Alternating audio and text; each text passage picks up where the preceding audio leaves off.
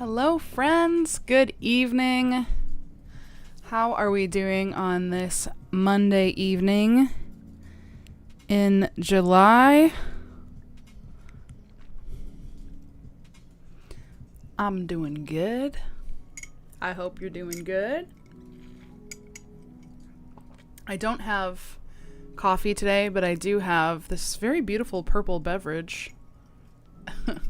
It's just water with a lemon electrolyte packet and some blackberry citrus, like water flavor stuff. It made it such a pretty purple. It actually matches my yarn. Look at that. Look at that. Hi, Seta. Hi, Christina. Hi, Frump. Welcome, friends. We're going to jump right into it tonight.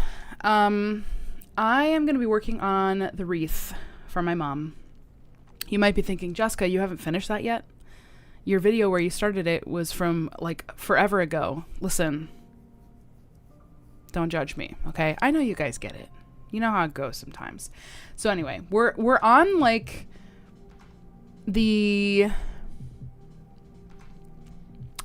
we're on the third to last of like sections of crochet stuff. We're gonna work on blossoms tonight. I have to make 19 of them. And then we have to make large blossom leaves. We have to make 16 of those. And we have to make small blossom leaves. And we have to make 16 of those as well. So we're going to try and see how many of these blossom pieces we can get through tonight. And that's going to be what we do. What I'm not going to do is I'm not going to forget that this pattern uses UK terms. And I am going to translate appropriately so that I don't have to frog and redo work, because I've definitely done that before. Okay, so I believe we're starting with our pink colors.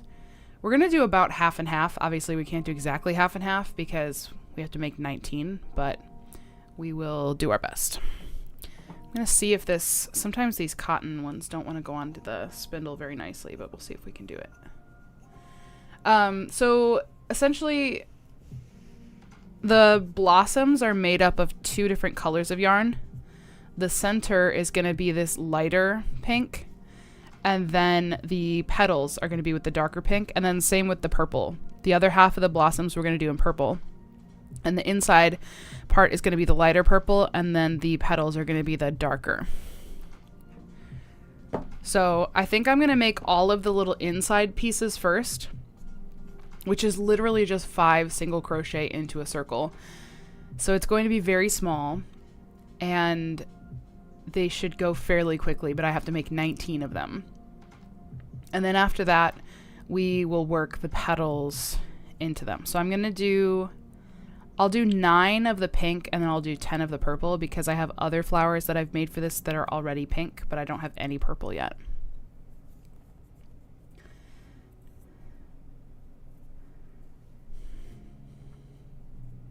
I imagine that this will go fairly quickly. Okay, so we're just doing, right, 5, yeah, 5 single crochet.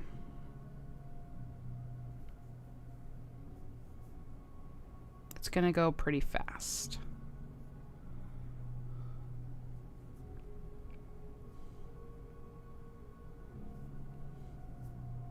Oh my gosh, as I immediately struggle. Shut up. New mom to 2 kittens. Yes, I do. I will look it up in just a second for you. Do you have names for the kittens yet? What kind of cats are they? Tell me everything. 2, 3, 4. Did the cat distribution system choose you? 1, 2, 3, 4, 5. Oh my god. This is going to be annoying. Working into this first stitch, I can already tell it's just going to be annoying every time. This yarn is splitty, so it's going to be a thing. Hello, Amanda. Add this to the yarn bingo board. My chenille yarn just snapped on me. You know what? I have had it happen to me on the rare occasion that I work with chenille. But I don't work with chenille very often, so I it's not a common occurrence for me, but it has happened to me, and once was enough. It was super annoying. Okay, 1 down, 18 to go. It don't look like much for now.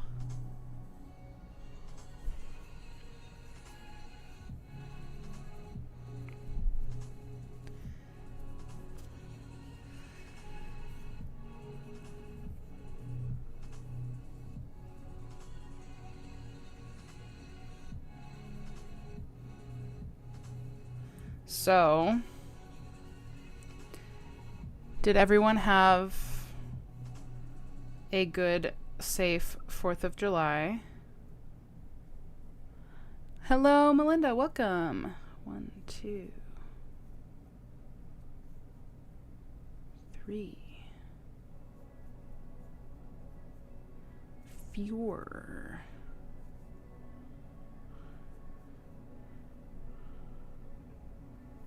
Five.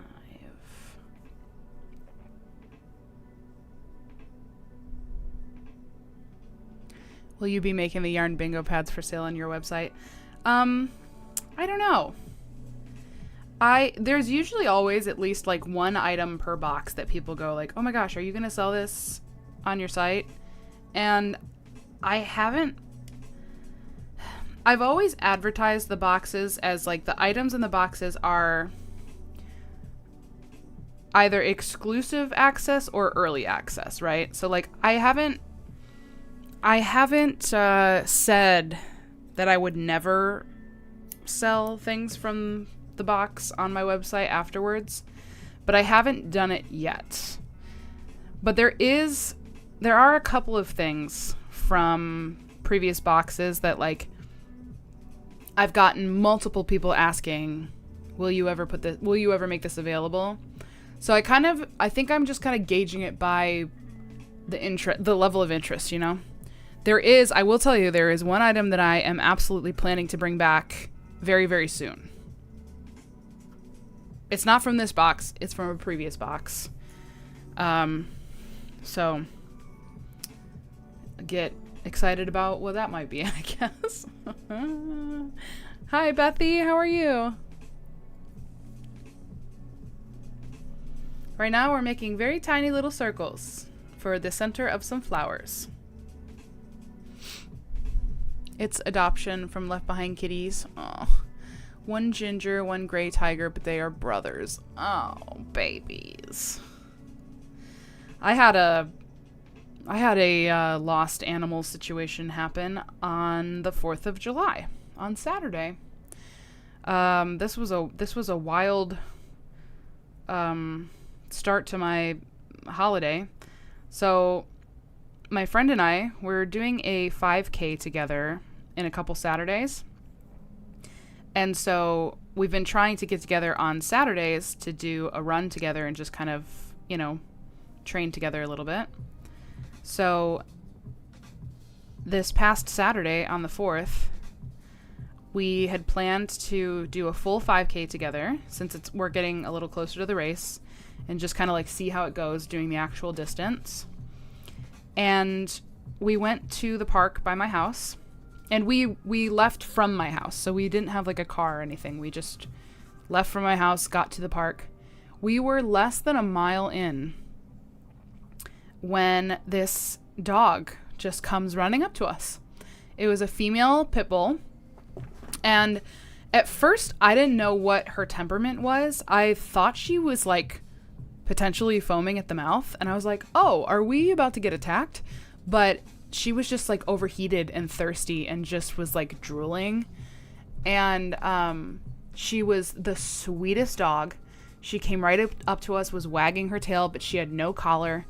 There was nobody around that was looking for her. At first we thought that she might have just had puppies, but later on it was determined that she just hasn't been fixed yet and she was in heat. So we were like, oh my gosh, this dog, like, it's the 4th of July. We had a horrible storm the night before. And sorry, I need to count real quick. 1, 2, 3, 4, 5. Okay. We had a horrible storm the night before. And then, of course, people are setting off fireworks the day before. You know, the whole weekend people are setting off fireworks. So I'm thinking it's absolutely plausible that this dog could have, you know, gotten lost during the chaos of like the storms and fireworks and stuff yesterday. So since there's no collar, no leash or anything on this dog, we're trying to keep her from like running off and figuring out what to do, because we walked there and my house is a half mile away and we don't have anything with which to keep this dog contained. So we're just trying to like get her to follow us, because my friend's mom actually lives like just a block from the park. So we were like, if we can get to her house, she has dogs, so maybe she has an extra leash, some food, like we can get this dog some food and then try to figure out what to do with her. She was kind of all over the place. She didn't want to walk with us. We did get a leash from her mom. She like drove one up to us, but we couldn't get her to like walk with us to the house. So I called Michael to come and get the car, and he was able to lift her up into the car because she didn't want to jump in. And I was like, I don't know if she's going to try and bite you, but he just picked her up and she was totally chill.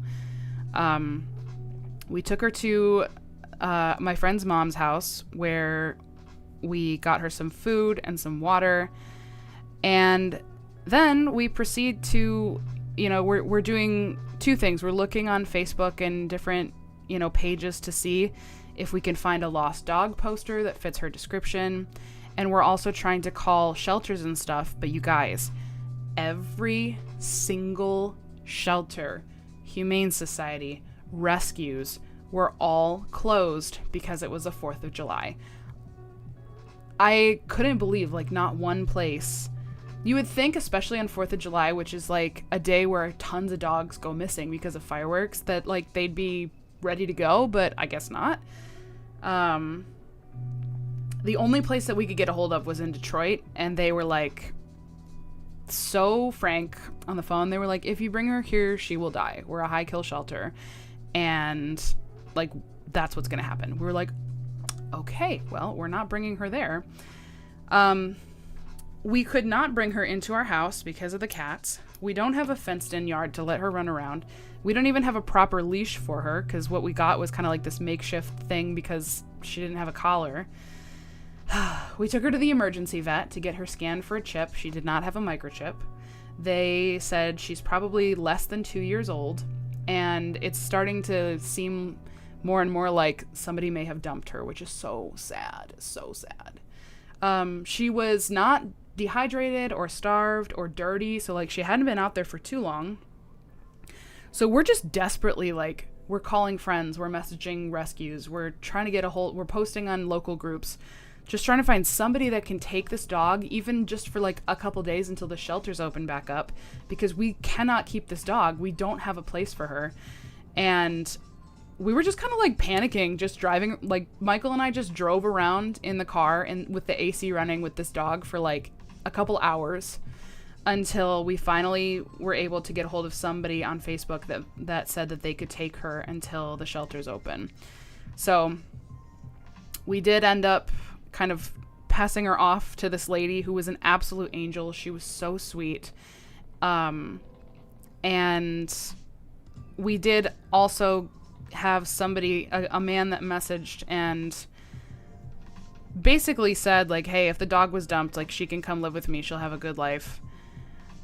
So we put him in contact with the lady and said, hey, if you can't keep her and there's no owners that are found, like maybe you can get in contact with this guy and we can avoid having to take her to a shelter at all. So gosh, I went out for a 5K run that was supposed to be less than an hour, and the whole thing turned into like a 4-hour ordeal, and it was just absolutely wild. So anyway, that's my story. I haven't looked at the chat at all because I've been just trying to get through that story. So I'll get caught up now. 1, 2, 3, 4, 5. You put so much work in the bingo. I would think that would be without the crochet edges so people could use up some scraps to fill up one of the bingo spaces. Loved your video about the summer box. Thank you. My mother-in-law watched our 2 kids while me and my husband went to an Ed Sheeran concert. We could see fireworks all over the city from where our seats were in the stadium. That is so cool. That sounds really, really cool. Hi Kim, welcome. OMG, poor baby. Those storms before the 4th were no joke. Seriously, they were really bad. Like the wind and everything, and I just hate to think of her being outside by herself when all that happened, but she was so affectionate and so sweet. Like, by the time we kind of like got settled in the car, just trying to figure out what to do, she literally just laid down in my lap and we got her a pup cup from Chick-fil-A. She was just so sweet, and I was like, man, first of all, if somebody dumped her, that's always horrible no matter what. But secondly, like, she would just make the most amazing family dog. She was just so sweet and trusting and chill.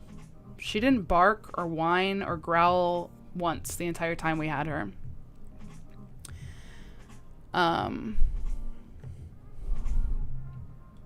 Yeah, actually, I'll show you guys a picture of her because, of course, I took pictures. I mean, we took pictures for lost posters and stuff.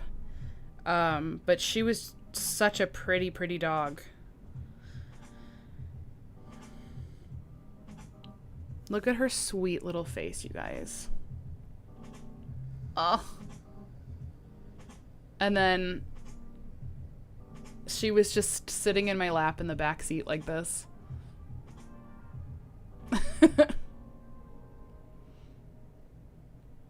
So, I really feel like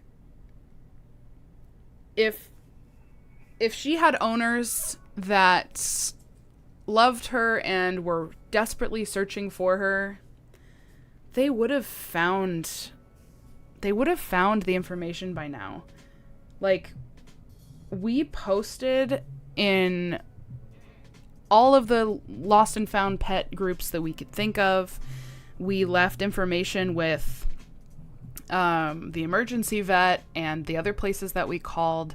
Like, they took down information if anybody called. So it's like, I just have a hard time thinking that if somebody was looking for this dog, that they wouldn't have been able to connect the dots and find her by now with all the information and all the places that we've shared it. So I'm hoping that either the lady who took the dog decides to keep her, or she's able to get in contact with that guy and he is still willing to take her. She's such a good dog. Isn't she adorable? Hi, Allison. 2, 3.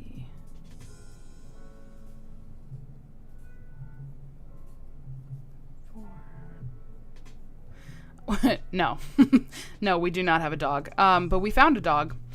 I'm obviously not going to retell the whole story, but you'll have to go back and watch the replay if you want to hear. Basically, a dog just like ran up to me while I was on a jog on 4th of July.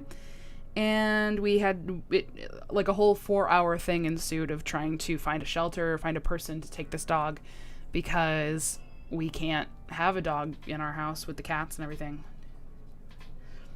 It was a whole thing. And she was very, very sweet.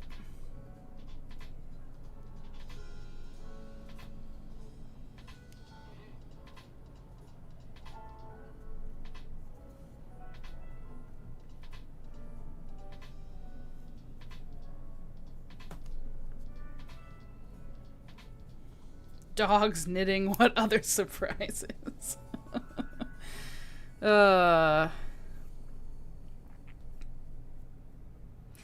I've always said, I love dogs. I just don't want to have to care for a dog. You know what I mean? Like, I love other people's dogs. I'll go and hang out with a dog, pet a dog, play with a dog, run with a dog. But it's never going to be me. I'm not going to own one, and it's just too much. It's too much for me. I am a cat person. 2, 3, 4, 5, 6. Okay, we have 6 of these so far. 3 more.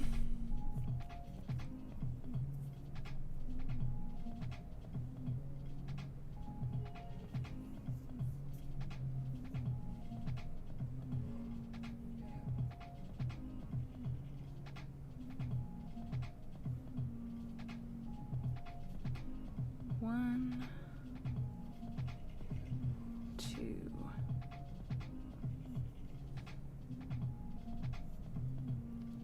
3.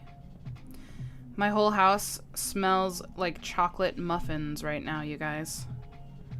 One of the recipes that I meal prepped for breakfasts this week. I have high hopes. I hope it turned out really good, and I hope it tastes good. I tried this recipe a few weeks ago for a protein muffin, but it's like you kind of hack it so that it has more protein. So the box mix that you use is the Kodiak protein muffin mix, which is like kind of a marketing ploy type thing. Like, it says protein, and yes, it does have more protein than the average muffin, but like, it's not really an impressive amount of protein. Oh my gosh, can we just do the thing? So this is a recipe that kind of, you use the box mix, but you also add, like, instead of adding eggs and oil and milk, you add a little protein shake and some Greek yogurt, and it ups the protein by like quite a bit.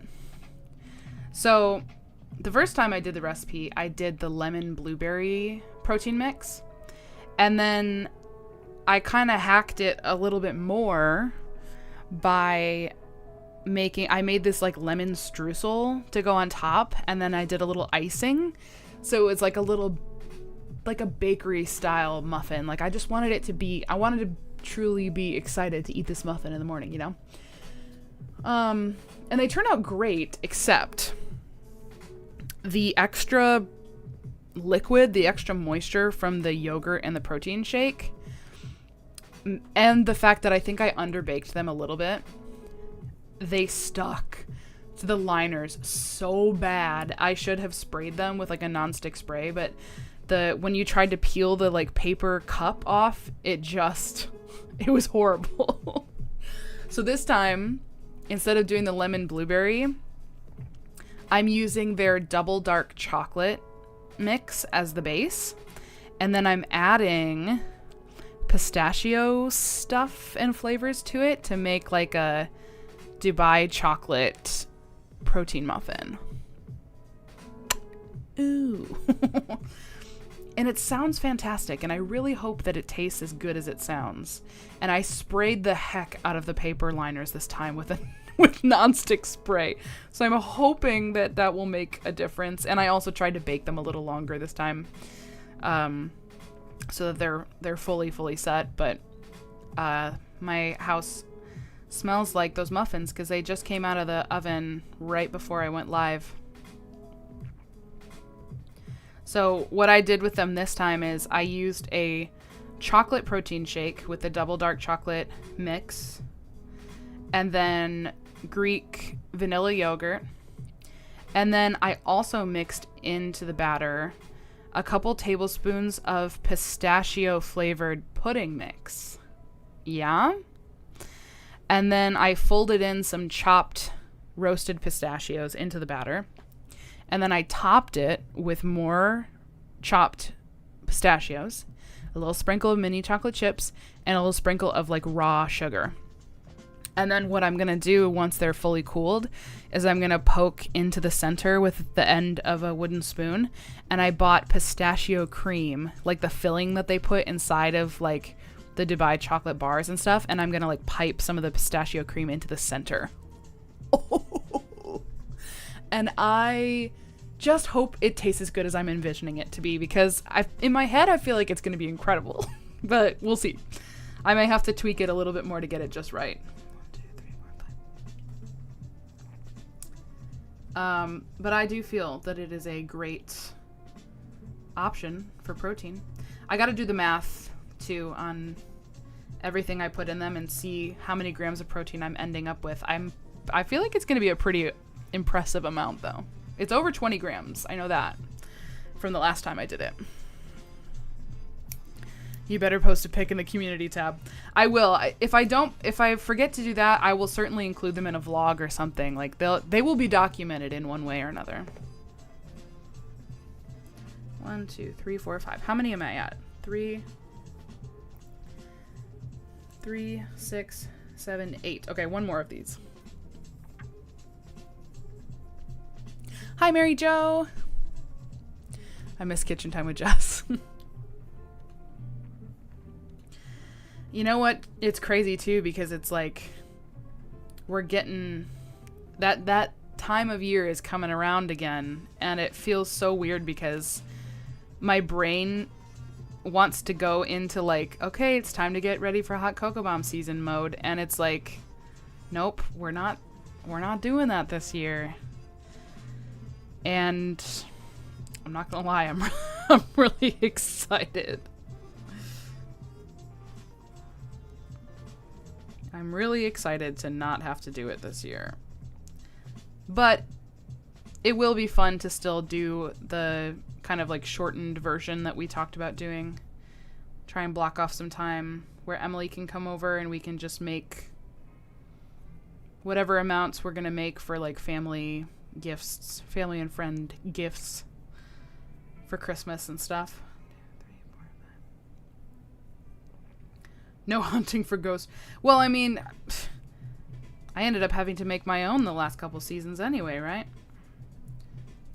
Because my hunt was unsuccessful.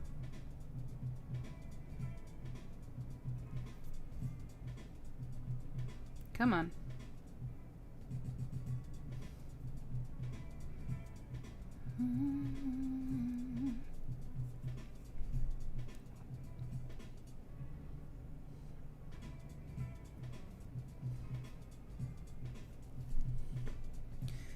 I think that my Sellenberg Sweets TikTok is just gonna live as a memory of the past. I don't think I will. I can barely keep up with the accounts that I have. Okay, that's the last one, right? 3, 6, wait. 1, 2, 3. Yes, 4, 5, 6, 7, 8, 9. Okay.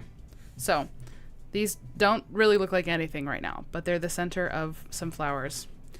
I'm going to go ahead and do the same thing with our light purple now, but we're going to make 10 of these. Let's see how much yarn barf we end up with here.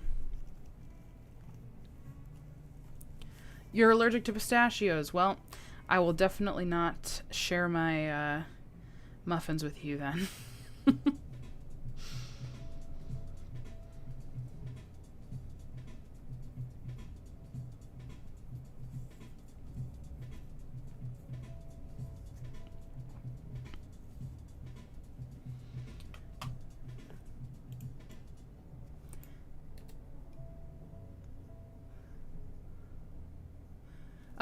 By the way, friends, at 8:30, what we've been doing the past few lives is we've been doing a little redirect into a premiere of my newest vlog.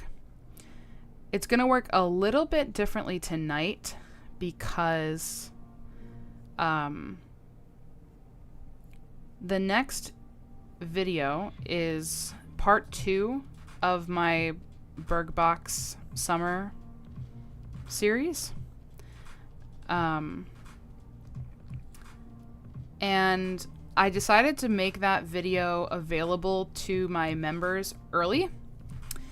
And when you do that, you can't do a premiere.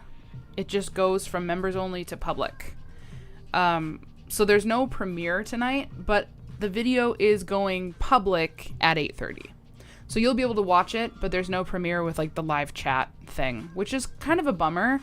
I wish I could still do both, but I couldn't find a way to do it.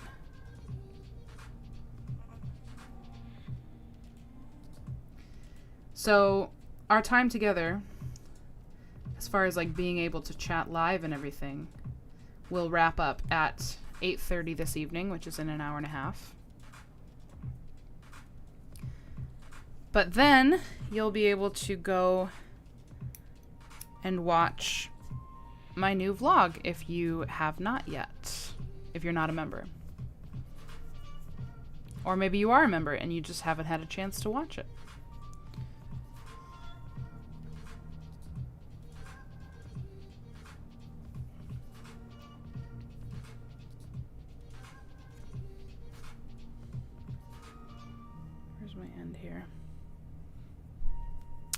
Yeah, it's unfortunate, Kim. I wish that they would let you do both, but I learned that this past week that apparently you can only do one or the other.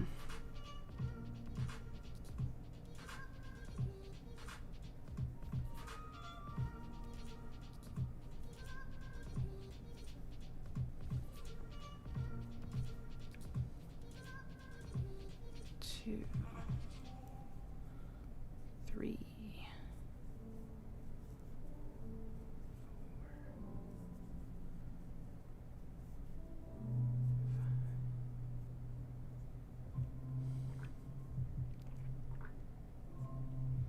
Something else that's coming up more quickly than what would be hot cocoa bomb season is our trip to Houghton Lake. We are heading to Houghton Lake this Friday.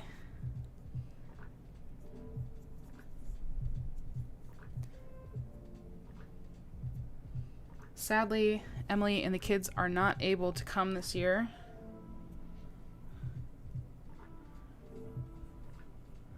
But we will be going. And I'm very excited. My mom and dad will be there, and actually Michael's mom and dad are coming as well. So I'm really excited that we're all gonna be able to spend some time together. It's gonna be really fun.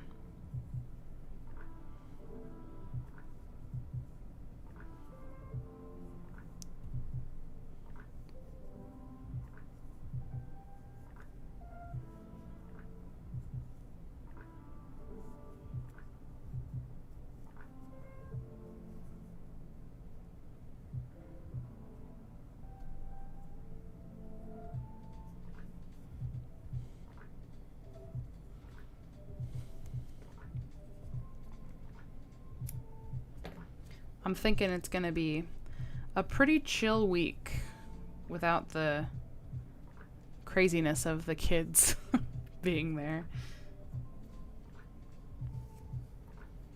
But it's nice. I'm going to have... I keep losing my end. Where's my end? What the heck?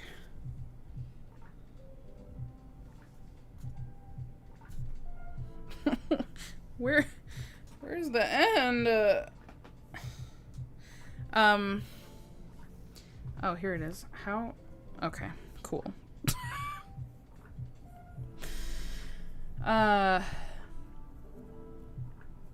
We're gonna work on some different projects. Some of them from the boat. I'm gonna try and spend a lot of time on the boat with my dad.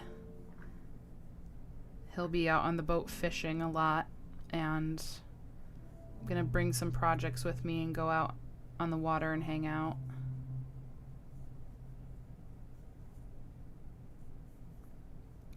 We're gonna have campfires at night. If you guys haven't come to Houghton Lake with me before, there's a sunroom that's attached, like a screened-in porch, and it is such a lovely place to sit and crochet in the mornings, and I'm really excited.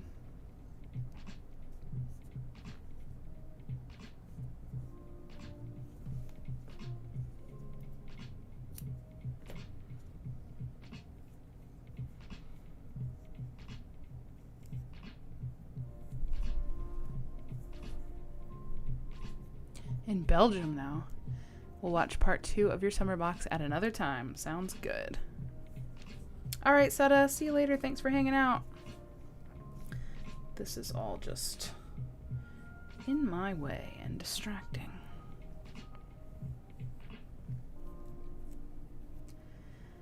So, I am definitely going to take my sock knitting with me to Houghton Lake. But what else? What else should I bring with me, you guys? I could bring my stuff to make mandalas.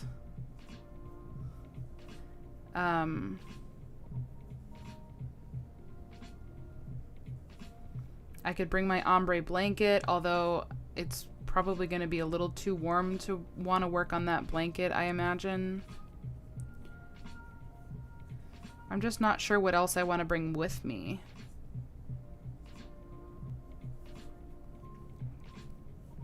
So if you have any vacay project ideas, I am open to hearing them.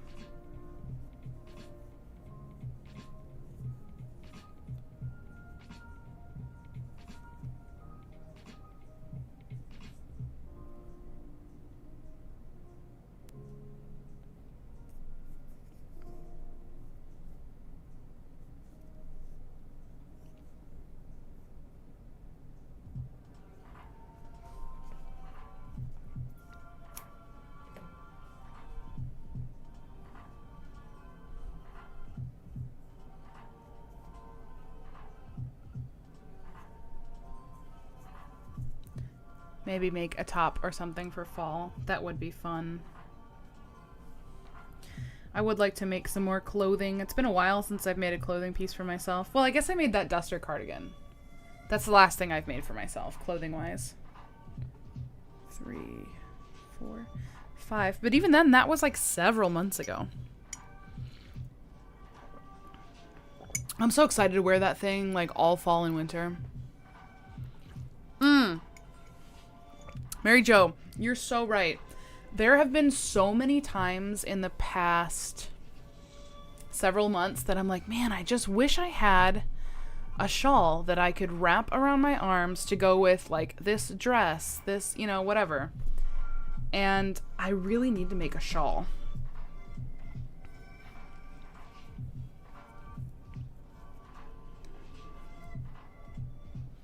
I just need like a neutral cream colored shawl.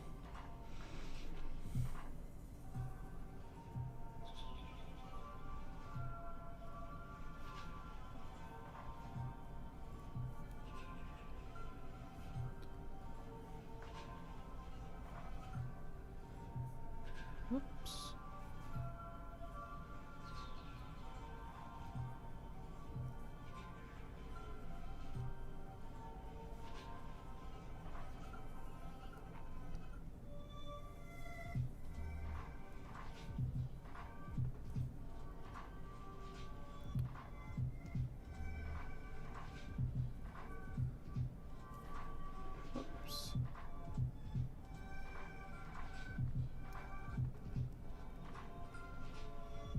Never wants to go through the bottom loop of this first stitch to slip stitch. It only ever wants to go through the top stitch, or the top loop.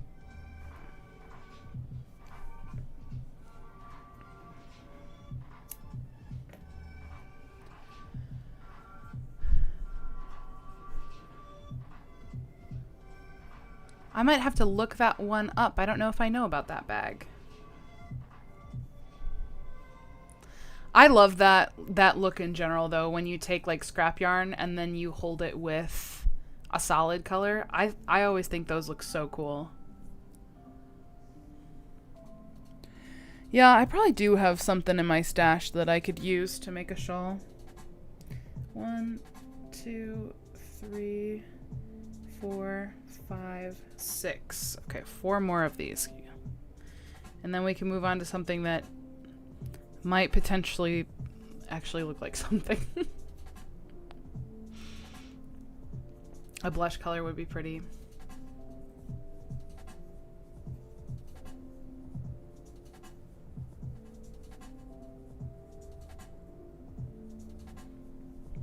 Oh, the Japanese knot bag. Okay, got it.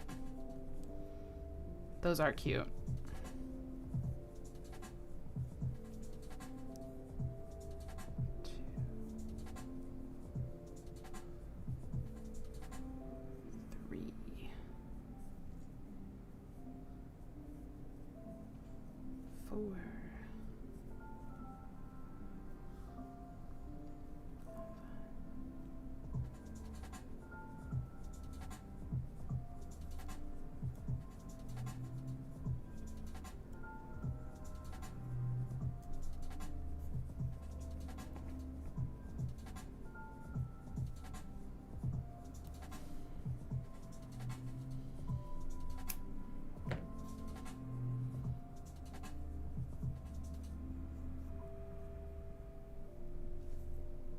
One of the other things that we're gonna do for our trip to Houghton Lake is we're actually going to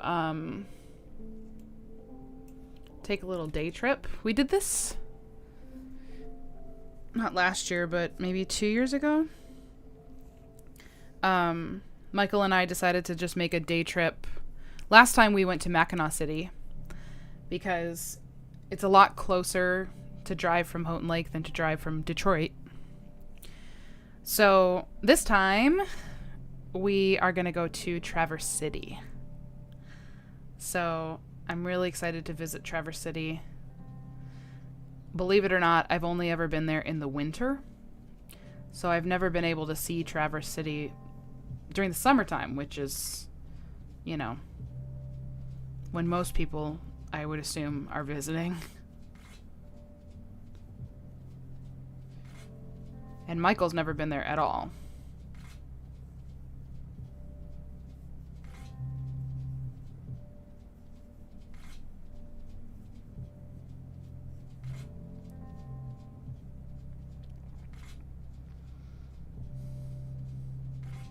And I'm not sure if his parents are going to come with us or if it's just going to be me and him.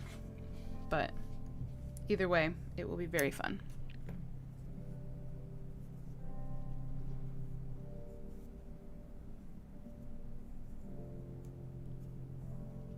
Another one. I think that's 8.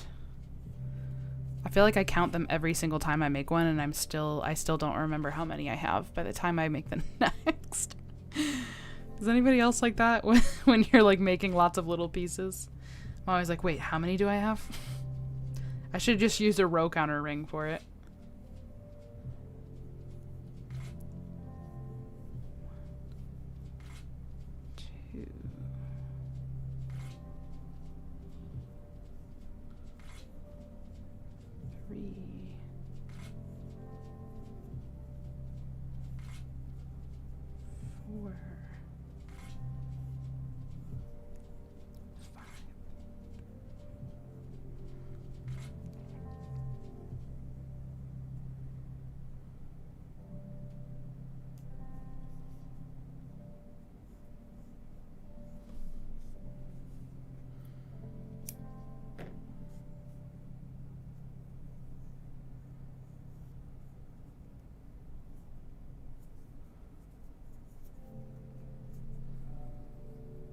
Okay, I believe that's 8.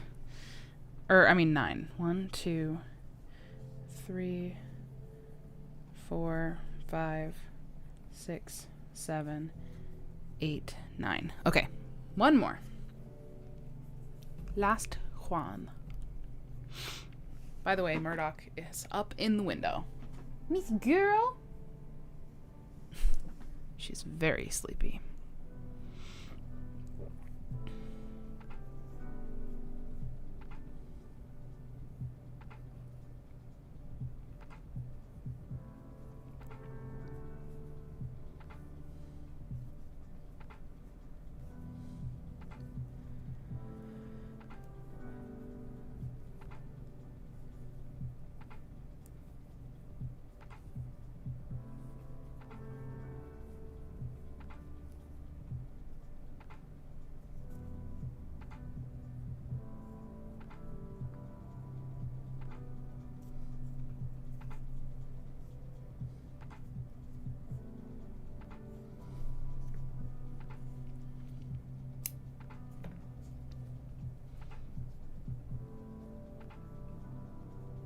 Michael and I have been doing a lot of like deep cleaning of different things lately.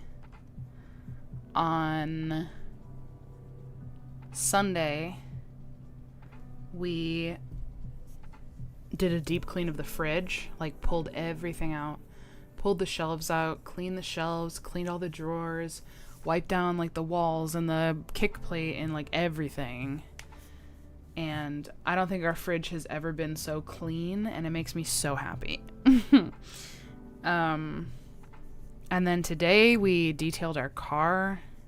We kind of needed to after we had the dog in there for several hours. There was like crumbs of kibble and drool and everything in the back seat. And I wanted to clean the car before we went on our trip anyway. So I was like, well, now we really need to. So we took it through the car wash and then used the vacuums at the car wash and vacuumed everything out. And then we came home and cleaned, like, you know, wiped down all the surfaces and cleaned the glass of the windows and did the whole thing. I'm really thankful that our car now, our Accord, has leather seats. Our last vehicle had fabric seats. So I felt like to get them clean, you had to get the extractor out and like do the whole thing. And I could have still done the extractor on the carpet, like the floor of the car, but I wasn't trying to do all that today. But the fact that you can just like wipe down the leather seats and know that they're, you know, that they're better than they were, instead of having to spray them down and do the extractor thing, it's really nice. Hi Shannon, welcome. We're just talking about the very exciting event of detailing the car.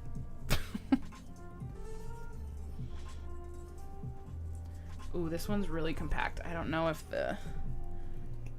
I can get it onto the spindle. Okay, so we finally finished all the little center pieces of these blossoms.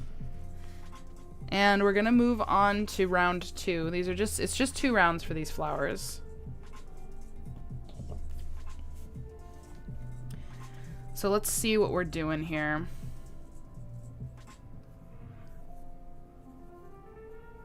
So we're joining to any stitch. He's very small.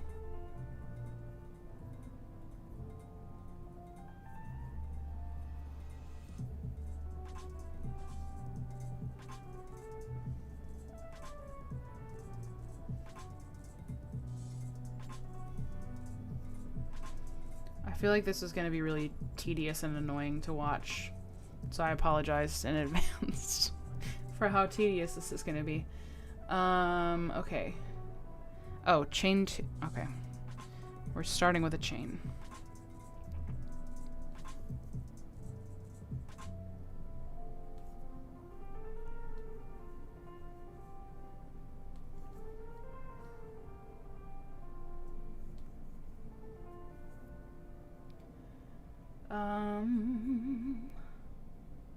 Chain 2 does not count as a stitch throughout. 2 cluster into the same stitch. Okay. And it's a double crochet because we're translating UK to US.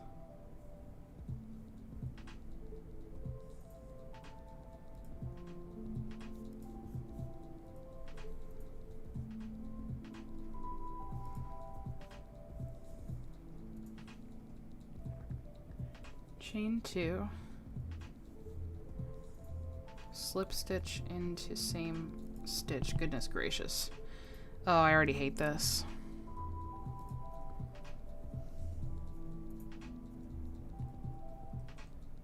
Oh, it's so convoluted. There's so many different like ends, and this little circle is so tiny. Ugh. Hello? I am live. Hello, live friends. What in the world is the stinky bean doing? Slip stitch into the next stitch. Look at this chicken shrimp. 1, 2. I just grabbed her. I grabbed both of her back legs and just picked them up and shook her. Why would you do and that? I set it back down, and she just sat there like this. She said, "Father, why do you do this to me?" Hi, Amy. Your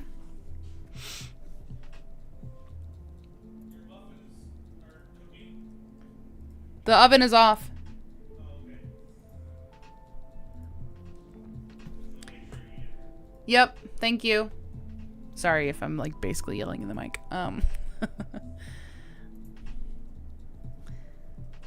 Welcome Gina and welcome Lita. Lita or Letta? Okay. Guys, I don't like this. I don't want to do this 19 times. I don't like this. Oh, it feels icky. But what else are you gonna do? I'll get used to it. I'll deal with it. Here's the thing, you guys. This pattern, this wreath, I'm not gonna lie. I almost abandoned ship. I almost gave up on this project. I just, like, I don't know. I like, pressed pause on it for a little bit because I had so many other things to do, and then I just felt myself avoiding coming back to it because I just don't know if I just don't like working on it or if I don't really love how it's turning out. I don't know what my problem is. But then I was editing what will be, I think, next week's video, and I realized as I was editing how close I was to finishing this thing, and I'm like, okay, I can't abandon it now. I need to just finish it. But when I tell you, I was almost tempted to just like scrap this whole thing and do something else. I really was. Here's my biggest thing. I wanted this wreath to be really big and full, and I feel like everything's turning out, all these pieces are turning out way smaller than the picture, even though I'm actually using a larger hook than they did. So I don't know what that's about. But I don't want the wreath to look silly with like all these little tiny pieces. I don't know, you guys.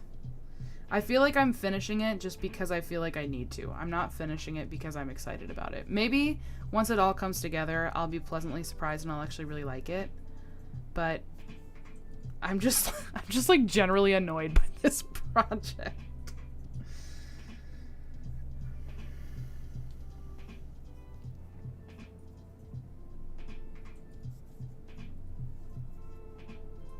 All right, what do we have? 4? Okay, we got one more petal, and then I just have to do this 18 more times. Lita long E, got it. So my original instinct was correct. I think that's what I said first. Do. I'll show you a little close-up of this flower when it's finished, because I know you guys can't really see very much right now. And I'm assuming our last stitch is going to be slip stitching back into this. Yeah.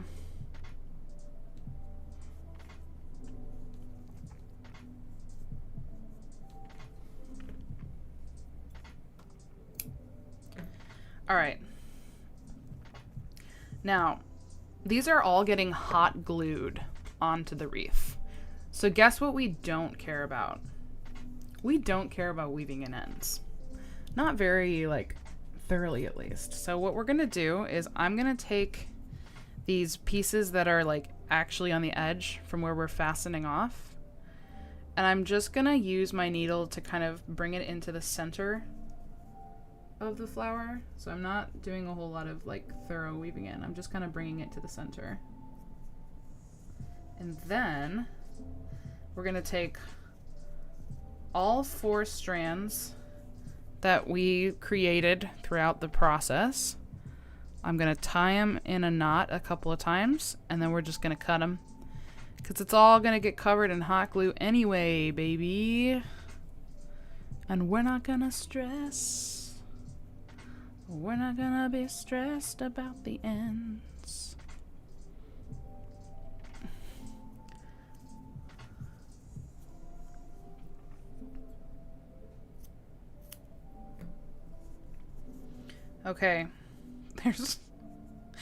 There's flower number 1 out of 19. 10 of which are going to be this purple combo, and 9 of which are going to be pinks. I'm sure it'll look great in the end, but I'm pretty sure I would have given up on it long ago. Too tiny and fiddly. And that's literally it. Like, I just... Sometimes I like a real complicated pattern, and then sometimes I feel like I just do not have the patience for it. And for whatever reason, this one was just one of those where I just feel like I don't have the patience for it today. I am going to go check on my muffins real quick that I was telling you guys about. If you weren't here earlier, I meal prepped some Dubai chocolate protein muffins. What? And I let them stay in the oven. I turned the oven off, but I let them sit in there because they weren't quite done yet. So I want to pull them out and see how they're looking, how they're feeling. Do a little toothpick test. And I will be right back, and we will continue on with these flowers. You guys are great accountability for this project, by the way. Because if I was sitting by myself and being like, oh, let's crochet tonight, guess what project I probably would not pick up? This one. But because I'm here, and because we're talking and we're crocheting and we're hanging out, I feel like I have to work on this. So thank you for holding me accountable. I will be right back.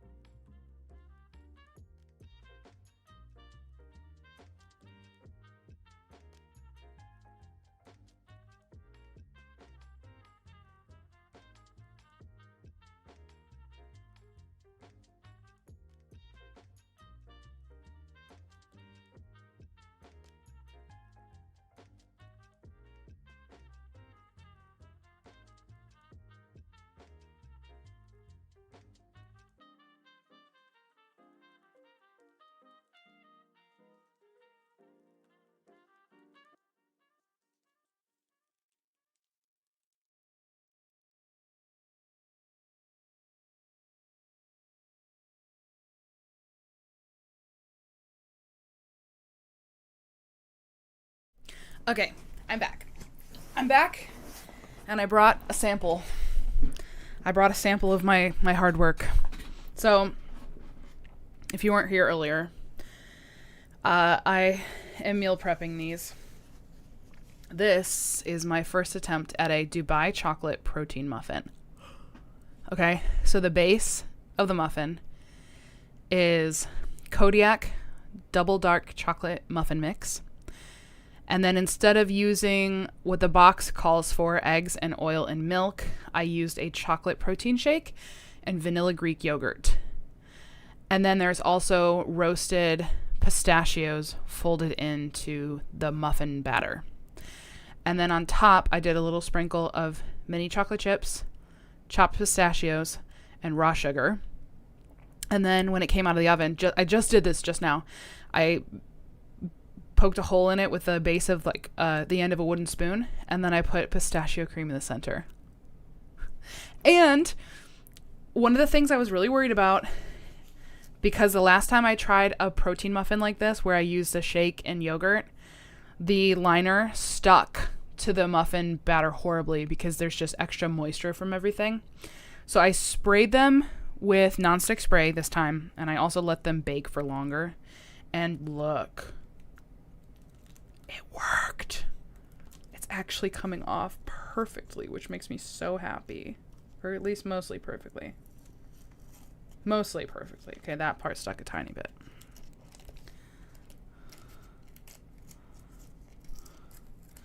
I might get a little extra fiber from the paper right there. Okay, it's fine. There's just a tiny bit.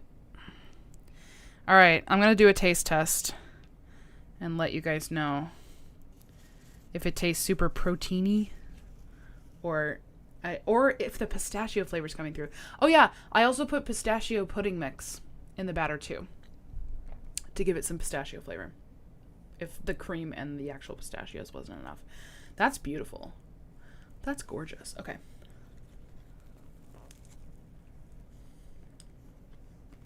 I didn't get any of the cream yet.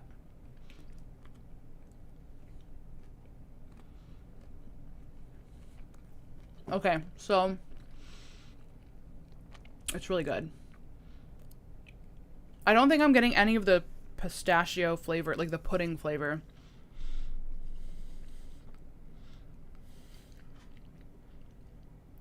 I'm mostly getting chocolate.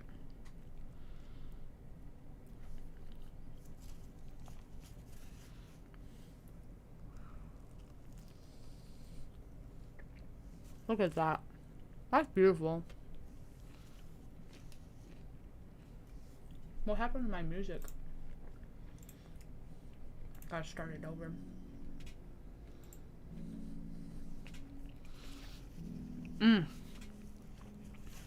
That's delightful, you guys. Would make again. Definitely would make again. Will make again. Let's be real.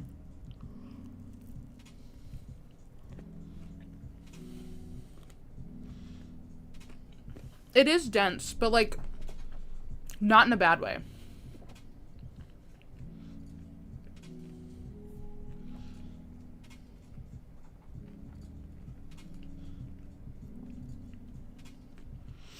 No, I didn't make the pistachio cream. Actually,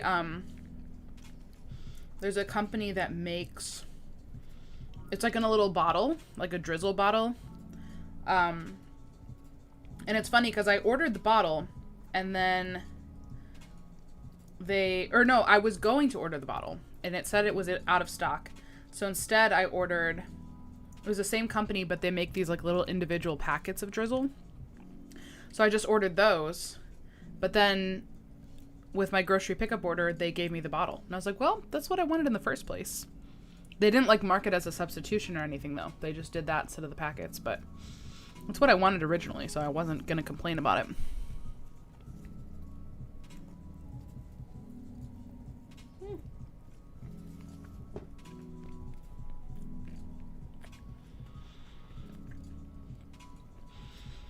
Yeah, it's much more chocolate than it is pistachio, for sure. Could you do them as a brownie? That's a great idea. It'd be a lot easier. The only thing that's nice about these is like they're portioned very neatly, you know? Like, you know exactly what you're getting per serving if you're trying to, like, keep track of protein and stuff. But if I trusted myself to cut even pieces, I could definitely do a brownie.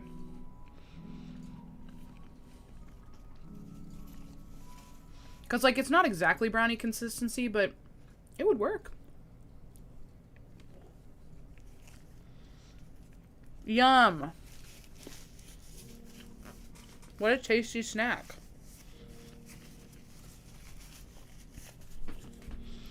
Okay. Let me not chew in the mic a ton.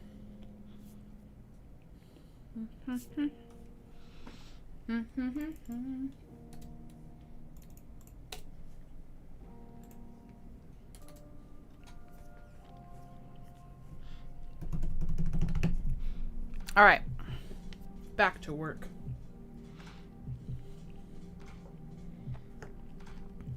I do need a sip of water, though.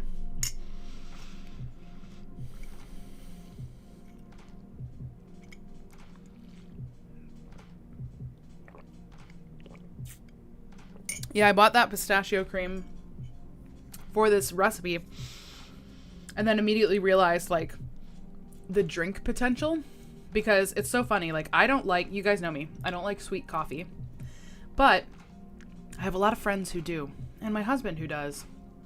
So I'm always trying to come up with, like, fun specialty drinks that I can make at the house for my friends.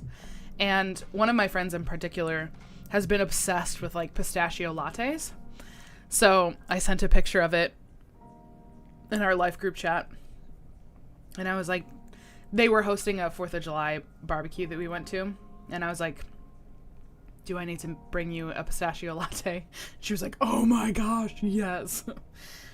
So I used it to make, like, a drizzle on, like, the outside of the glass. And then I mixed it with a frother with the espresso. And then did, like, a little extra drizzle on top. And it was pretty fun.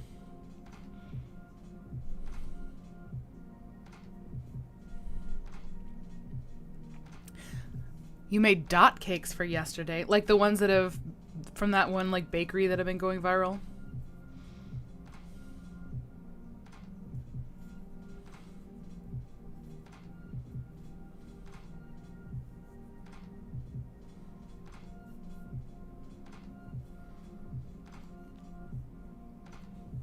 Did I see a kitty come in here?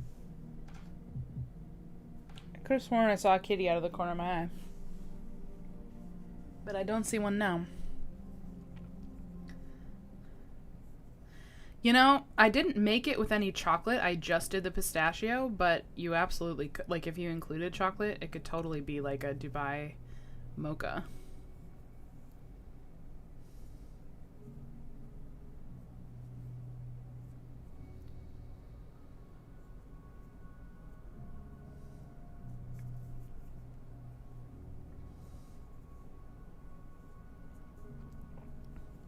I am having lots of fun just, like, experimenting and making all kinds of different drinks, though, for my friends.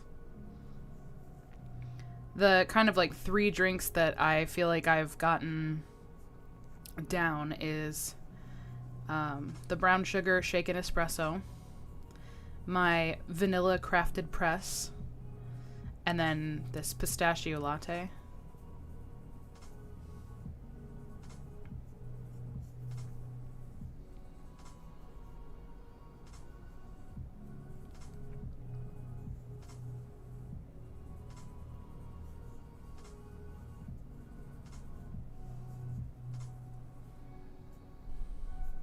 Just cake with loads of sprinkles. They are super cute.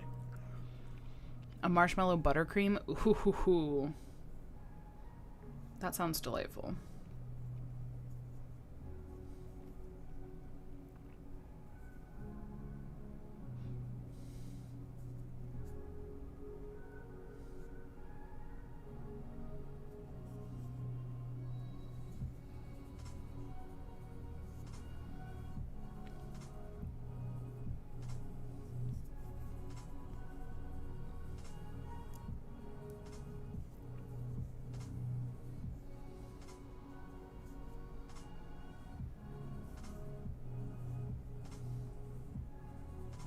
Yeah, we went to our friend's house for the 4th in the evening.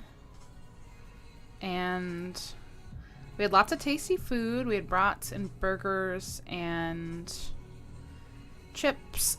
And one of our friends made deviled eggs and fried pickles.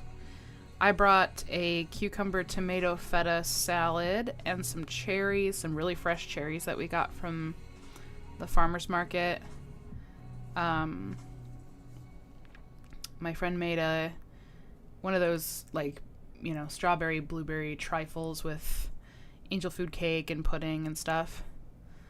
And one of my friends made a watermelon, mint, and lime salad. It was so good. Am I missing anything? I think that was mostly it. And there were neighbors all around them that were shooting off fireworks, so we got to watch some fireworks. There was actually people who were like right behind them that, I mean, they had to have spent hundreds of dollars on fireworks because they were setting them off for quite a long while, and they were like good fireworks, you know? They were big and they shot up pretty high, so it was funny. Like there was like 8 of us there, I think, at the house.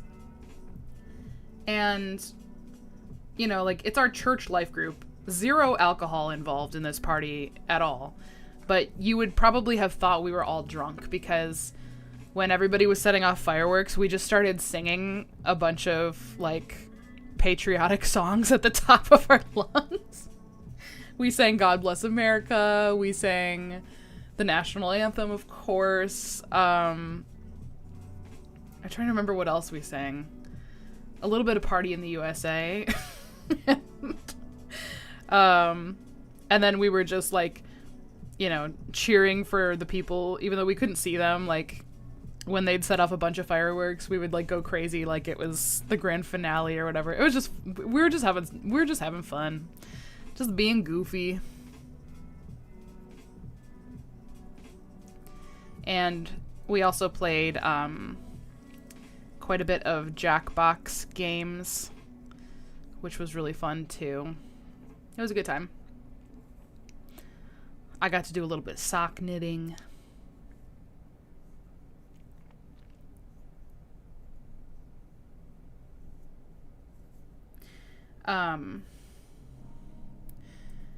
Did the Meowies do okay with the fireworks? You know, I kind of feel bad because, like, they typically do okay with, usually it's like, if anything is happening that's outside of,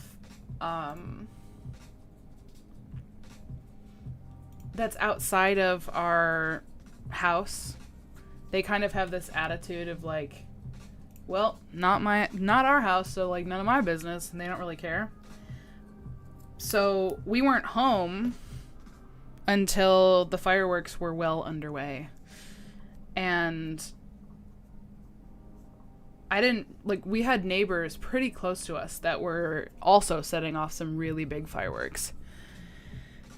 And I felt bad because the cats were definitely they weren't, like, losing their minds, but Murdoch was in the basement, like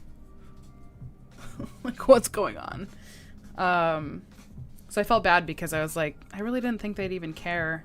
But I also didn't think we were going to have neighbors right next to us setting off some, like, really, really loud thunderworks. Thunderworks? I need a nap, apparently.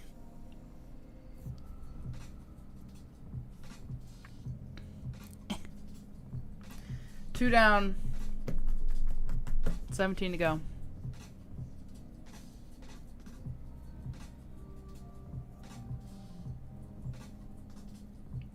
One, two, three, 4, 5.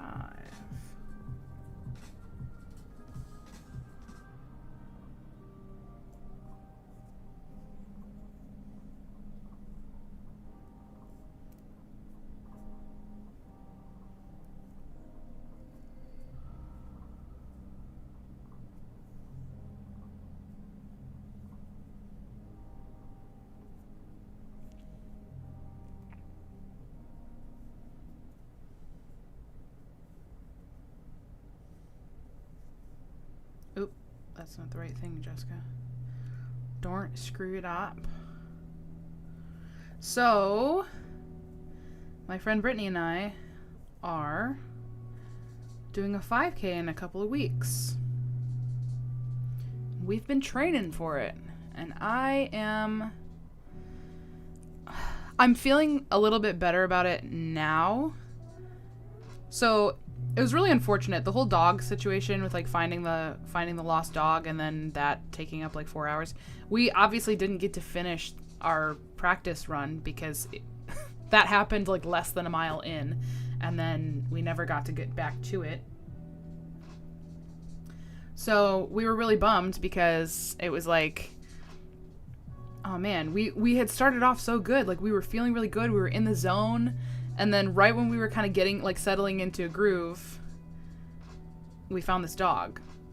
So we ended up deciding like, okay, let's do a makeup 5K and we'll try again Sunday evening after church. So that's what we did. We got together last night, and I was very apprehensive that it was going to go well because I felt like Saturday morning I felt fresh, I felt really good, I felt light, and then when we were in the car with the dog, instead of having like the food that I had planned to do, I ended up getting Arby's for lunch, which is not a fantastic choice necessarily, but it was just like I was super hungry. We had this dog. We were totally just like in panic mode trying to figure out what to do. So there was not a lot of like thought process going into it. It was just like, I'm super hungry. I need food. What can I eat? And then for dinner that night was at my friend's barbecue where, you know, we had brats and burgers and all kinds of stuff. So I once again ate more than I probably typically would at that. And then the next day after church, we went out to lunch with friends, and the place we were going to go, where I was planning to like make I kind of already knew what I was going to do, and I was going to be able to make like a pretty good choice there. That place ended up being closed. So we had to go somewhere else last minute. And I ended up just getting like a burger and fries. So I felt like I had 3 meals in a row that were not ideal. And now we're going to go run a 5K. And I was like, I just feel like I'm going to be sluggish. And it's not going to be like we had this one golden opportunity yesterday, and then it just got ruined. And now today's going to suck. But it actually was really great. We both felt really good. We were able to go faster and farther, because like most of my runs training for this 5K have been like 2 miles. So I haven't even really been doing the full 5K because I mean, it's not like you have to do a 5K every time to train for a 5K, but I hadn't been doing a full 5K in practice, and we wanted to try doing that distance together. So we both were surprised when we were able to keep up a pace that was faster than we thought we would, and we felt really good. It was very conversational. Like we were able to chat back and forth pretty much the whole time, and it was like exactly the boost that I needed to feel like, okay, you know what, we can do this. Like it's gonna be a good 5K. It's certainly not gonna be a PR for me. Like I've been in a lot better shape for previous races before, but the point is, like, we're gonna do it together. It's gonna be really fun, and it's gonna get me back into the groove of doing races again. And I know myself, and I know that I am way more consistent with running and jogging when I have a race on the calendar. So that's the plan. And I'm so thankful for my friend Brittany. I have never once in my life, in my like running, in the years of running that I've done, I've never had a person to run with. Like, yes, I've gone on runs with people before, but like a consistent running buddy, I have never ever had, because I am slow, okay? I am not a fast runner. I can go far, but I can't go fast. And every person I've ever tried to run with in the past I'm either like just absolutely torturing myself trying to keep up with them, or they are bored to tears slowing down to accommodate for me. That's just kind of how it's always gone. I've never found a person to run with where our paces and our strides are just like in sync. And Brittany is that person. Our strides are very similar in terms of like how far our feet are moving one step after the other. And we're at a very similar place in our fitness right now, where it's like we're wanting to get back to running, but haven't in a while. And so we're just kind of slow pokes right now. So to be able to run, I say run, it's very slow. We did mostly jog, and then we did some walking intervals too. But to be able to like maintain the pace that we did yesterday and have it be conversational and not end it feeling like we're absolutely dying. Like we felt energized, we felt excited, we felt excited to do it again, is such a gift. It's such a gift to me because I've always been on my own for running. It's always just been me because I'm just slower than a lot of people. And it's been so lovely. It's been so lovely to have a friend to run with.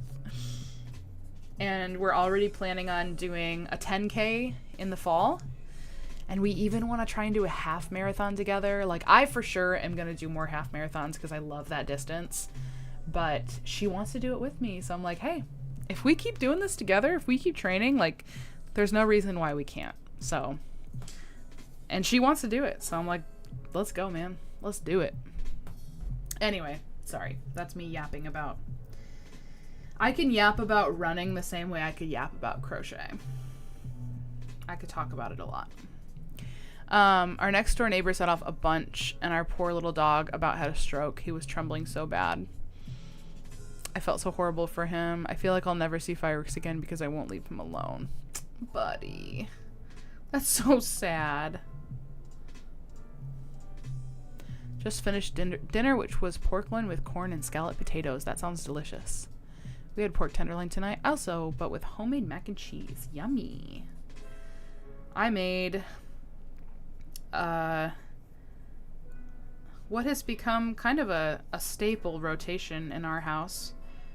Korean beef bowl, which is just ground beef with a like Korean barbecue sauce and white rice and some sesame seeds and green onion.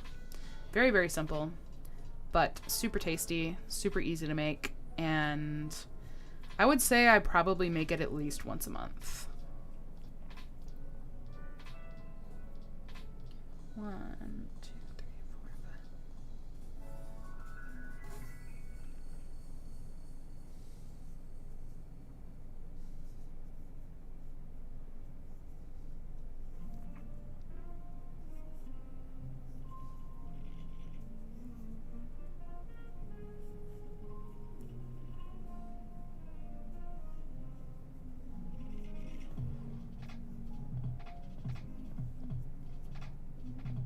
Ooh.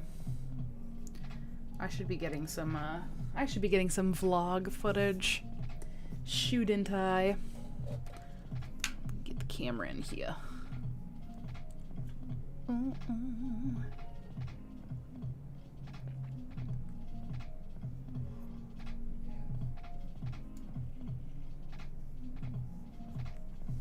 What am I doing? Shoot, I don't remember. 1, 2, 3, 4, 5. Okay, so I need to slip stitch into here.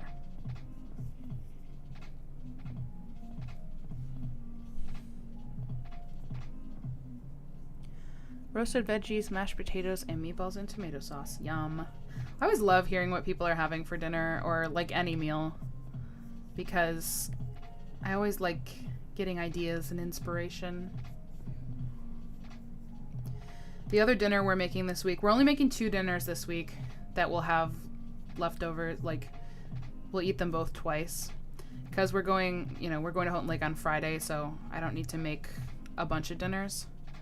But the other dinner we're making this week, other than the Korean beef bowl, is I'm going to do some carnita bowls. Carnita bowls. We bought some carnita meat from Aldi.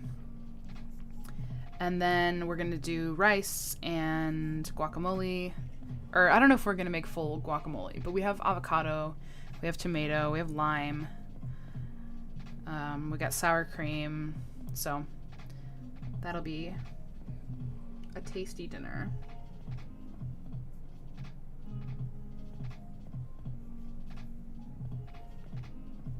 And then for lunches, I got stuff to make turkey bacon club sandwiches.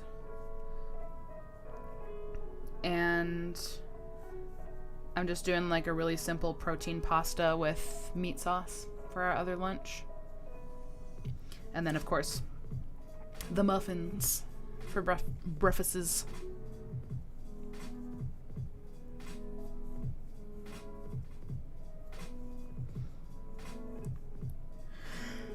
Oh my goodness.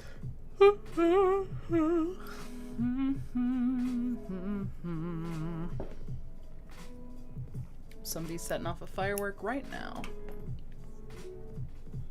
Why, when it is completely daytime outside, I have no clue.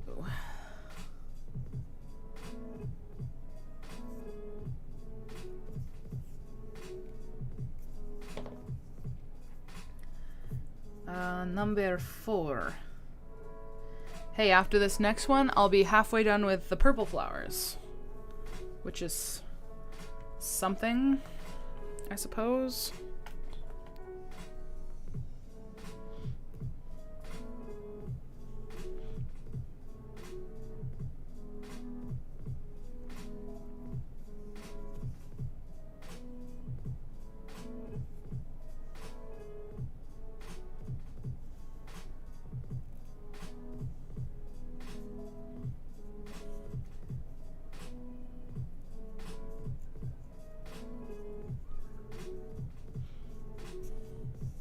Yeah. I feel like I'm the opposite. Well, not necessarily that we do a big meal on Tuesdays, but Monday ends up being the quick meal night because of Michael working through the evenings and then me going live.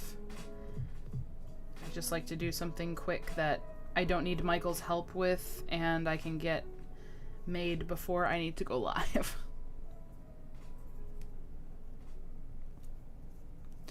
So if you came in later, the reason we are just tying a knot and cutting is because these are going to get hot glued onto a wreath. And so we're going to end up putting like a nice big dab of hot glue over top these ends anyway. So they're not going anywhere.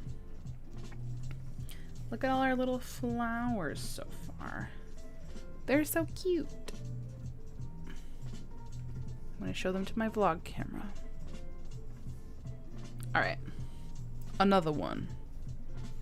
Do do do do do do do do do do do.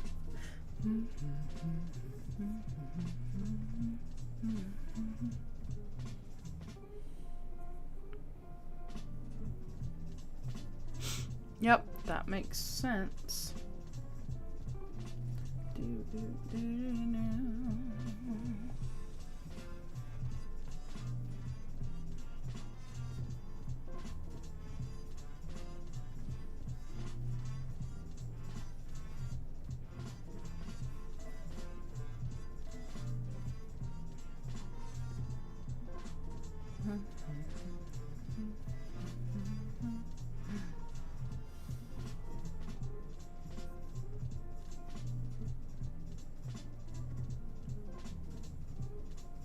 So I just did a custom order today for a friend on the laser, but not the typical thing that I offer on my website. I actually did a custom cutting board for her as it's a wedding gift for somebody.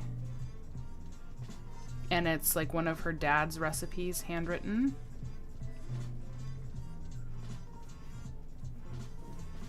And it turned out so beautiful.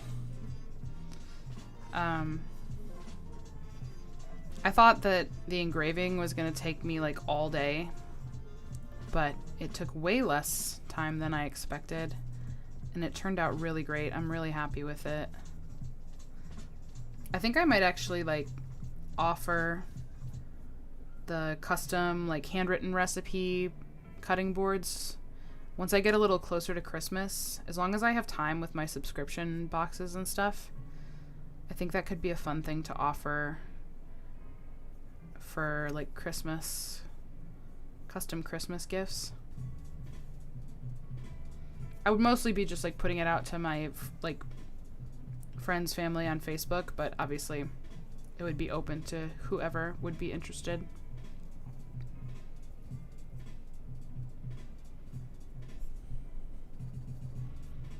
The ladies love the custom patches for those aprons. Nice. I'm so glad. 2, 3.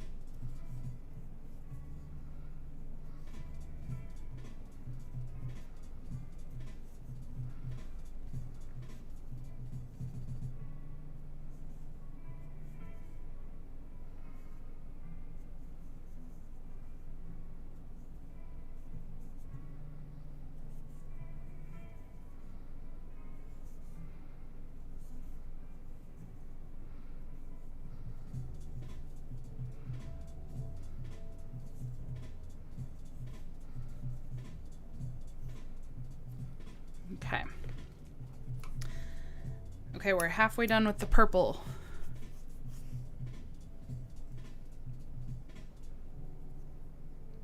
I'll show you guys once I finish this one off. I'll show you. I took a picture of it to send to her.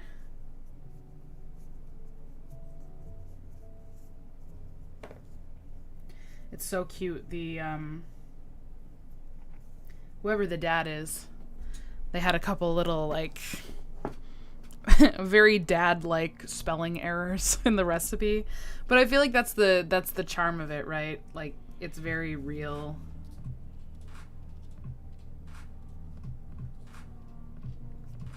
And it's obviously handwritten.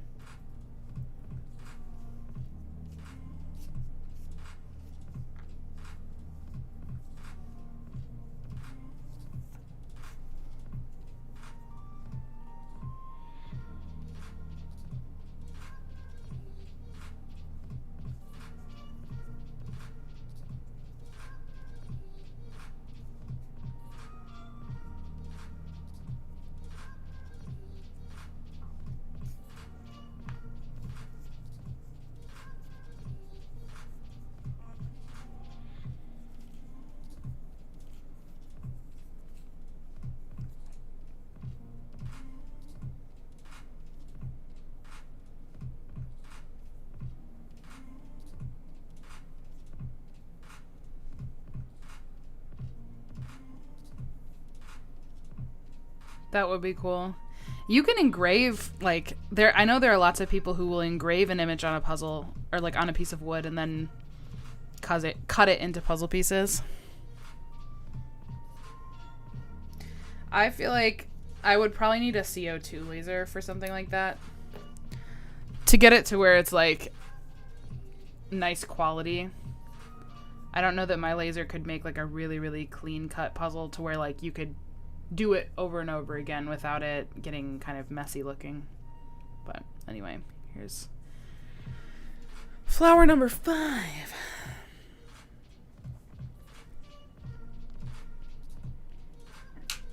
Let me find the picture that I was telling you about.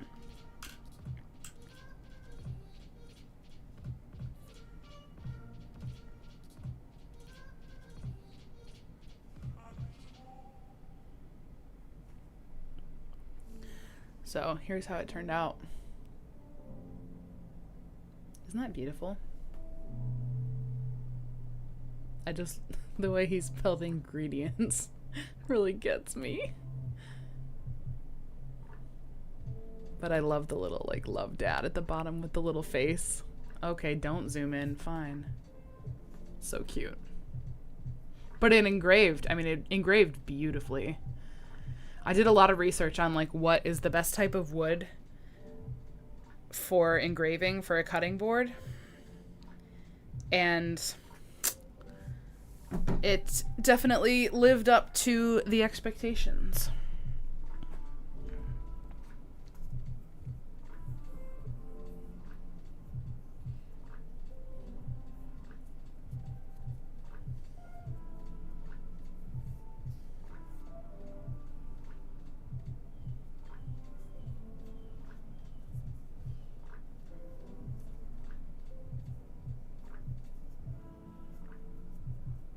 Yeah, I think so too. Like, and that's why I like the idea of making that available as a Christmas gift, because I just think, like, man, what a cool keepsake to have, you know? I ordered one of my dad's. I had my dad handwrite out his recipe. Well, really, it's my grandma Fortner's recipe for butterhorns that we make every year at Christmas.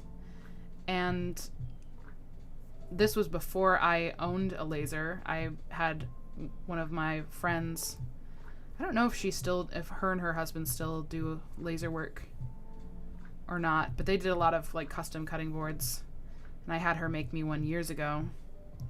And that cutting board is not doing so hot. It's kind of falling apart, so I need to redo it and make my own now that I can do my own. But it's one of my favorite things in my kitchen. They truly are, like, such a fun, special thing to have.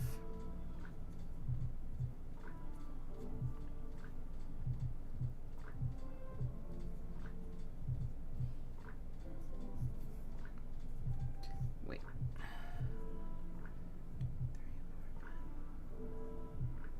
That's where I want to go.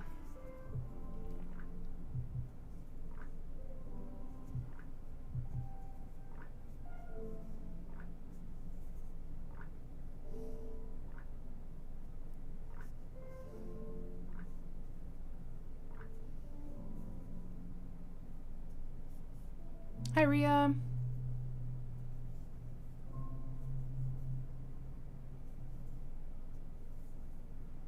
Nope, that's not what I'm doing.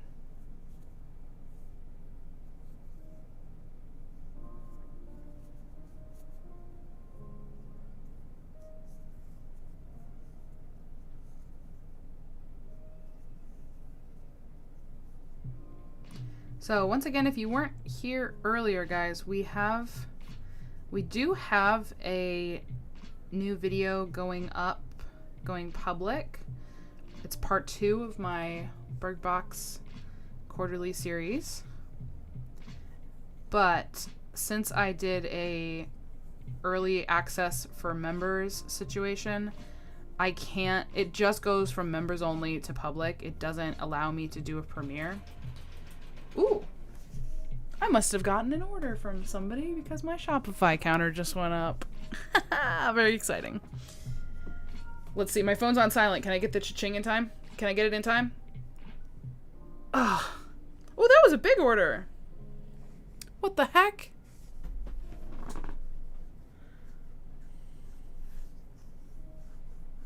I finally figured out what I'm going to do with the yarn from the Berg boxes.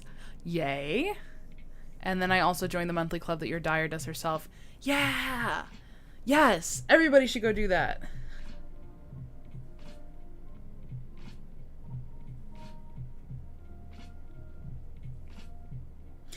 Oh. Okay, well, I don't know if you're watching, but if you are watching who just ordered, thank you. Thank you, thank you.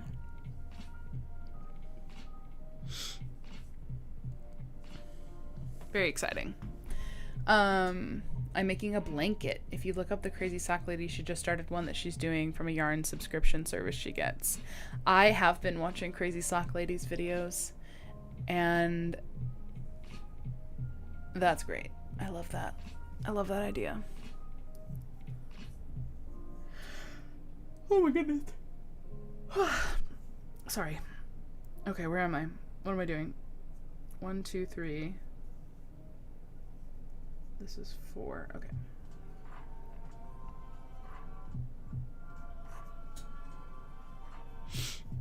Basically using a dishcloth pattern, but with no holes. That's funny.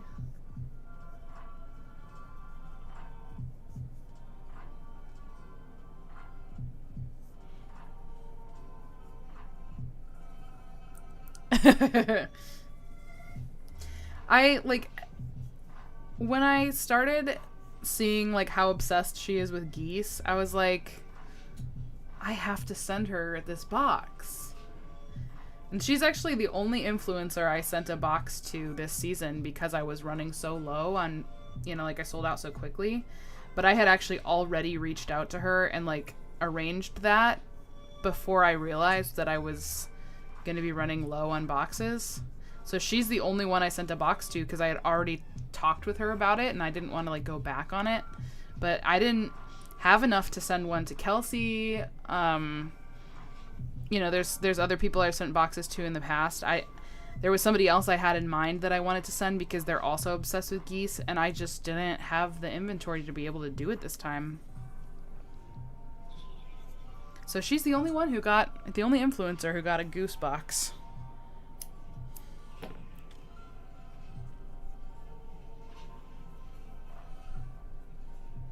Life is soup, but I am a fork.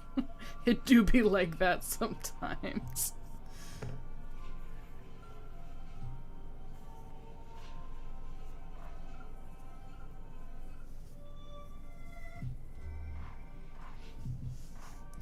Where did my needle go? Here it is.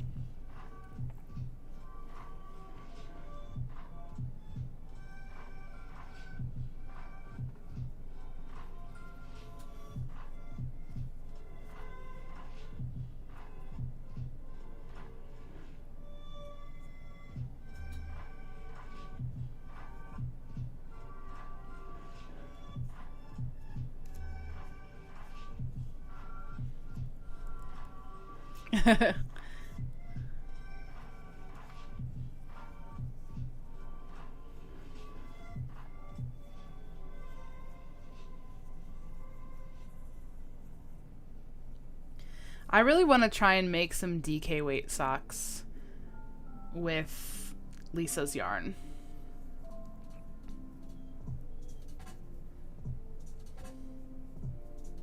Eventually. Born to jest, forced to joust.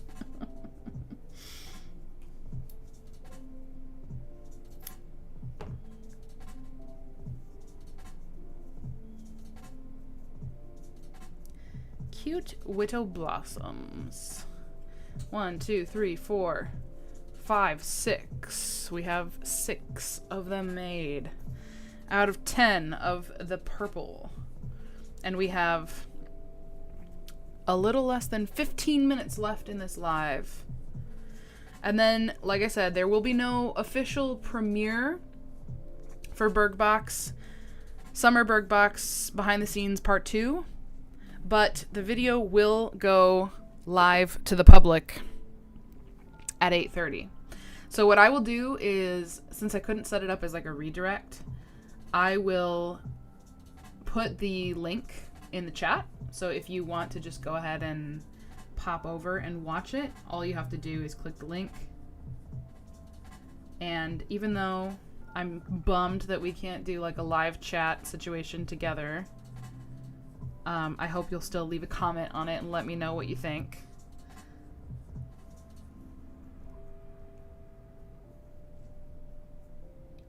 It is funny, like, I feel like there's a lot of YouTubers who don't do the premiere.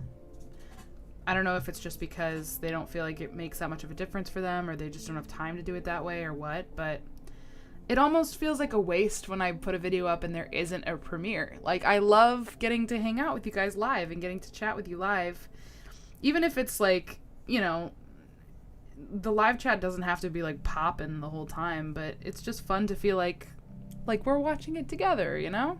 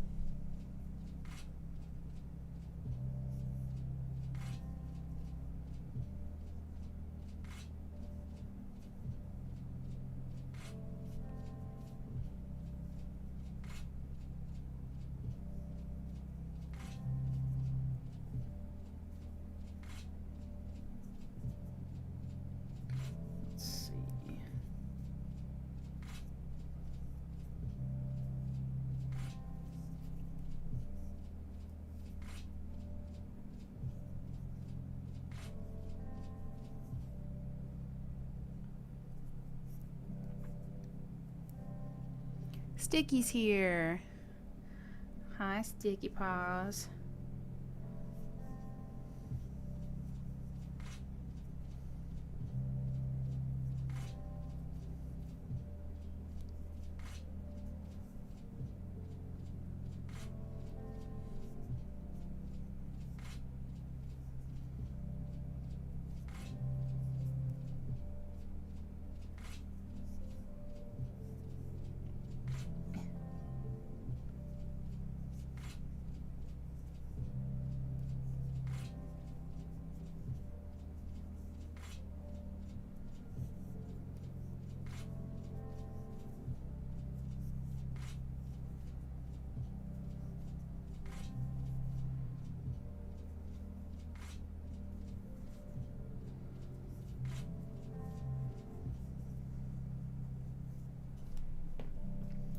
Oh, that is 4 petals, not 5. How did I manage to do that? Did I skip one? Oh yeah, I think I slip stitched twice instead of.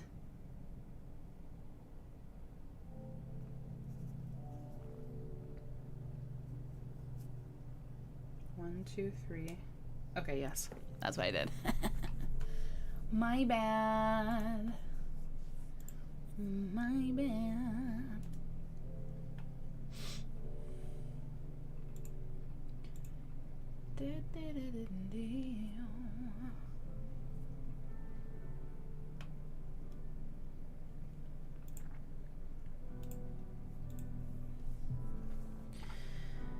Okay. Hello. Yeah, apparently I set it for 8 and not 8:30. It was supposed to be 8:30, but anyway, I'll hang out until 8:30, which is in 8 minutes anyway. What am I doing? 1, 2, 3, 4. Here we go.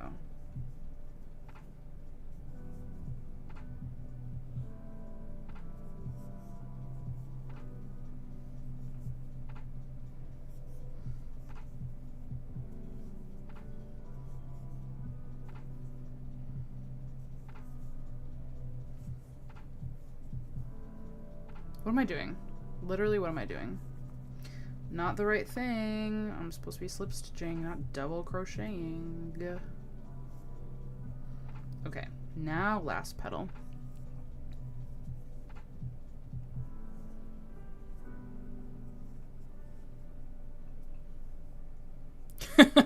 Half the time I feel like that is what I upload. I do be yapping.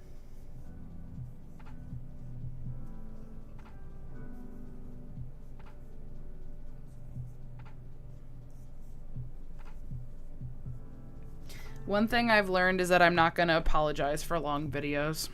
Because I'm like that too. I like watching a long video. I like having something to settle in with while I'm crocheting. And it always strikes me as odd when crocheters are like, oh my gosh, I'm sorry this video is so long. And I'm like, no, girlfriend, that's why I'm here. Like, this is what I've come for. So, I feel like I know I'm not the only one. I know that there are plenty of us that feel the same way, that like a long video to settle in with. And I figure if you're not that kind of person, if you don't like watching a long video, then you're probably not going to stick around for very long anyway. So I'm not going to apologize, because anybody who's sticking around to watch the video, like, you chose to do that. You knew what you were signing up for.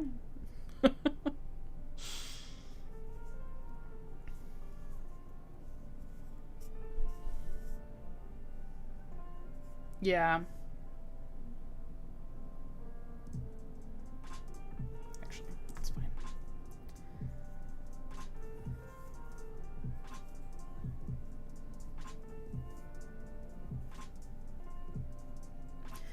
Well, we've made meaningful progress on this pattern tonight. I'm happy with that. We got all the centerpieces made for the blossoms and almost all of the blossom flowers for the purple ones completed. We have to make 19 of these total, and currently we have 7 done, so we're almost to the halfway point.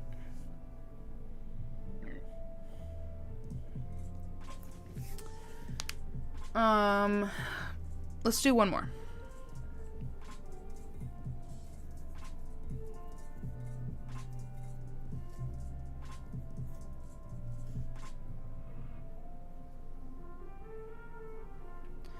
I am definitely guilty of the doom scrolling.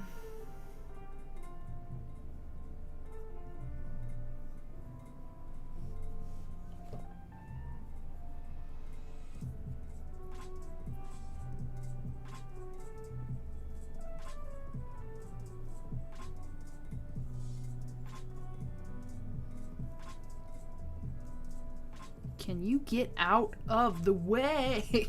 My gosh.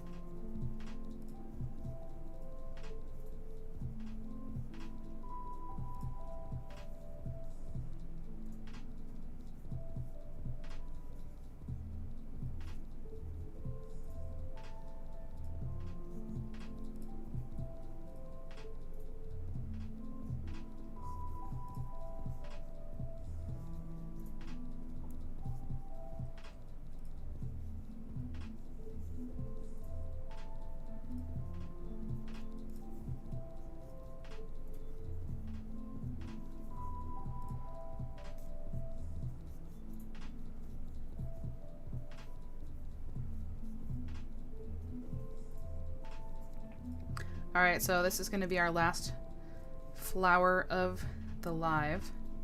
I'm going to drop the link to my newest vlog that is up for you to watch. Sadly, it will not be a premiere, but it is available for you to watch, and I hope that you will go watch it, stick around, and leave a comment there for me.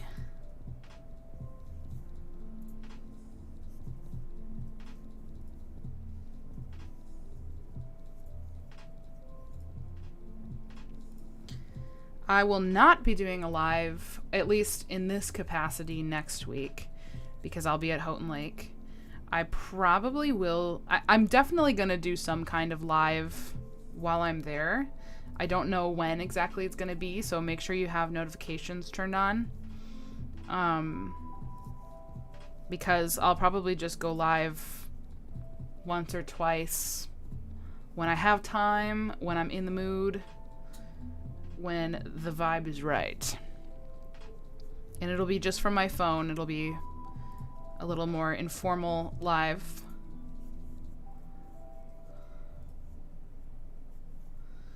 And that's the plan. Oh, Miss Dunka has come to say hello right at the very end of the live. Miss Girl? Oh, you're drinking some water. Okay.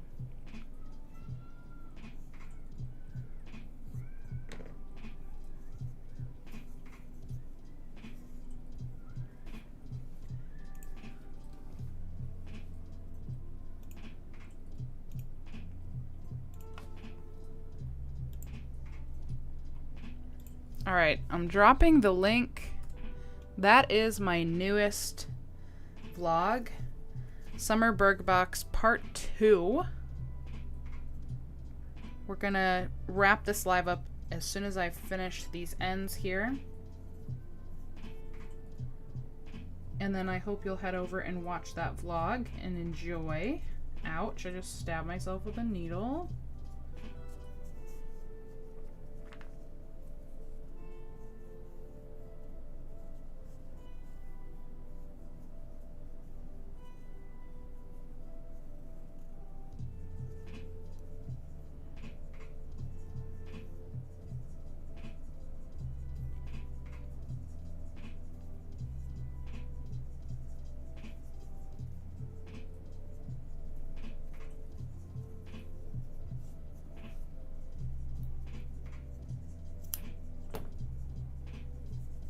Okay, that's gonna be our last flower for this live. I think we made a cute little pile of blossoms. These would be super cute on like a headband or something. Like if you were to glue them around a headband, that'd be adorable. But alas, that is not what we're using them for. Anyway, thank you guys so much for hanging out with me tonight. I hope that you enjoyed chatting it up, working on this wreath, getting some progress made here. We did all these, and we did this pile of little circles that looks like spaghetti and nothing. But I'm happy with what we've accomplished here tonight. Go enjoy Berg Box Part 2, and I will see you whenever I decide to go live at the lake next week. Good night. Goodbye.